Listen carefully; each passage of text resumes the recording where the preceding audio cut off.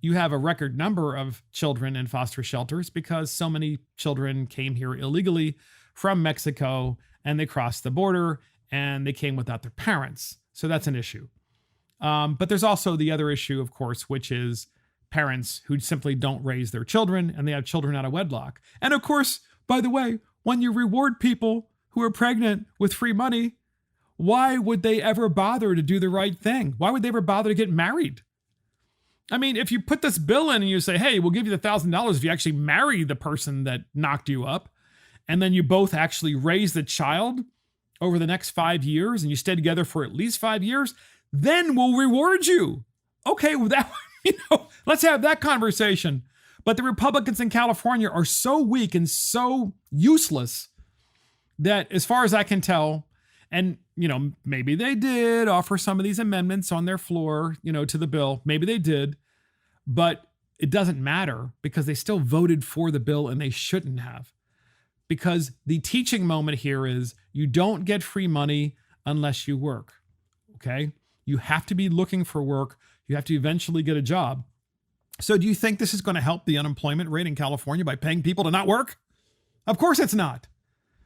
And we could just go on and on about this. Well, here's ABC News 10 in California reporting with the former mayor of Stockton, California, and talking to him about this particular program. We have that clip and here it is. It's monumental. Former Stockton Mayor Michael Tubbs led the charge in launching a privately funded guaranteed income program. He's now an advisor to the governor and reacting as California lawmakers approve the nation's first state-funded guaranteed income plan.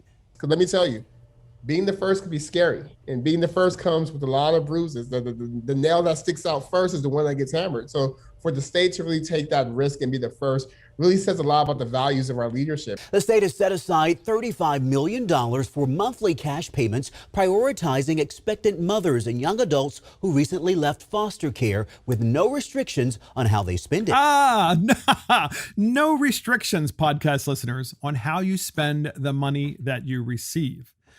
So herein lies another major flaw in today's welfare state. We give people money. We just transfer it from those who are working to the government and from the government to those who are not working. And we're not putting any conditions on the money.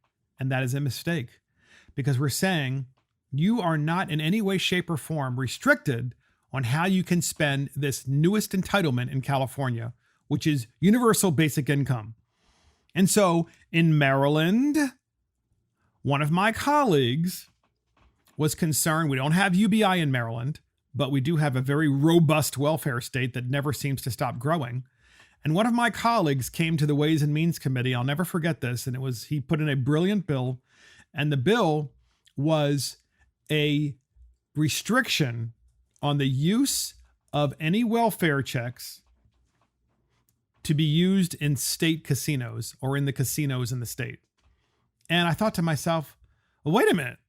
That's a problem. And by the way, that just shows you how naive I am about this particular issue, because it wouldn't occur to me if I really needed money and I was truly destitute and I needed money for food. It wouldn't occur to me to get that money. And instead of going to the local grocery store to buy the food, to instead go to the casino. That's just maybe a little bit of naivety that I have, but apparently it is a thing in the welfare class.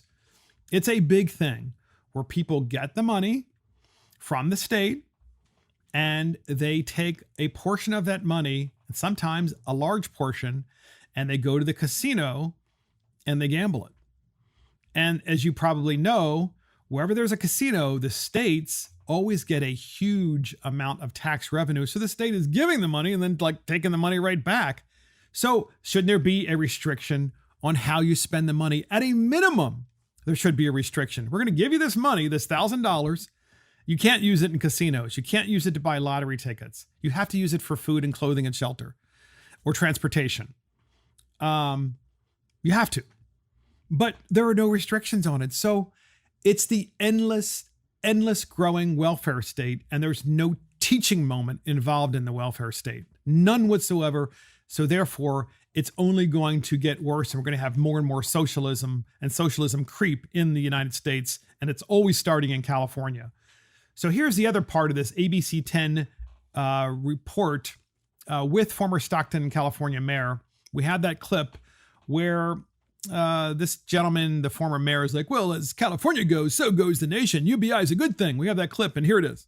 And I'm excited to see sort of how this accelerates the movement nationally, because as California goes, so goes the entire nation.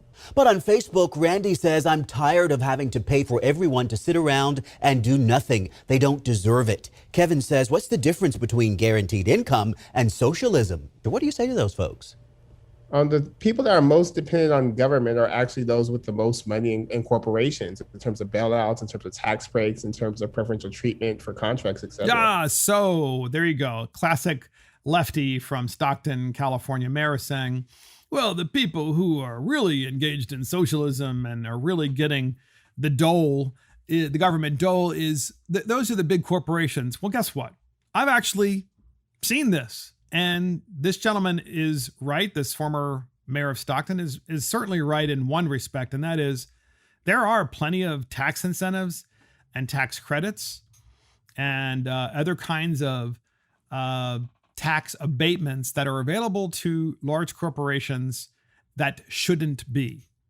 And I would wholeheartedly agree with this individual that those companies shouldn't receive those benefits. They shouldn't, and they should be eliminated.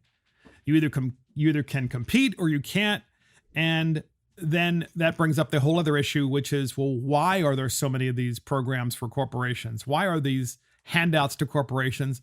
And in many times it's crony capitalism, which occurs, by the way, in blue states, especially because in blue states, their tax structure is so unsustainable that corporations are like, well, I'm going to leave because it's too expensive. So then the state Democrats were like, well, then we'll pay you off with subsidies if you stay. And that's why that's happening, and that's why that's growing. So that should be stopped. And if it were stopped, then what would happen is all the companies would leave California, and then California would finally implode, which is probably what it has to happen anyway. It's going to eventually happen, I'm pretty sure anyway. And then that's when you get the corrective action finally, when people wake up and they go, oh, guess what? We made a mistake. We taxed people out of the state. But that doesn't justify giving free money to people simply because their achievement is they got pregnant. It's absurd. Okay, so then let's take away the foster child issue, because Democrats always do this throughout the country. They always put these bills in. Well, for the children who are in foster care, when they get out of foster care and they're adults and they're out on their own, we should give them UBI. And herein lies the problem. We already have a robust social net. We have food stamps. We have housing vouchers. We have welfare. This program, this UBI program in California, is an addition to all of those other programs. So the Democrats got the Republicans to vote for this in California because they shamed them with the foster care and pregnant women thing, because then they were terrified, the Republicans were, that during the next election in the state, the Democrats were going to say, you voted against giving pregnant women money so that they could feed their children. It's all baloney. It's all BS.